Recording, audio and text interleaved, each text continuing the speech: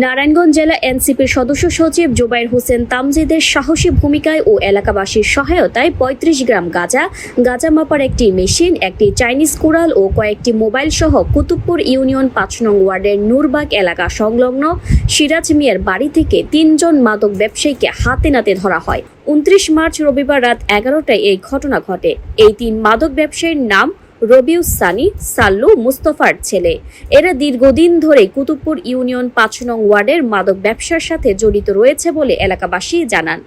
ঘটনাস্থলে তৎক্ষণাৎ ফতুল্লা মডেল থানার এসআই বিরাজের নেতৃত্বে একটি টিম জব্দকৃত সরঞ্জামদি সহ ৩ জনকে গ্রেফতার করে থানায় নিয়ে যায়। উক্ত সময় এসআই মিরাজ এনসিপি এবং এলাকাবাসীর এই সাহসী ভূমিকাকে ভূয়সী প্রশংসা করে বলেন, আমরা পুলিশ প্রশাসন সবসময় আপনাদের পাশে আছি। মাদক ব্যবসায়ীদের যে কোনো তথ্য পেলেই আপনাদেরকে নির্ভয়ে জানাবেন। পুলিশ সর্বাত্মক মাদক নির্মূলে আপনাদের পাশে আছে।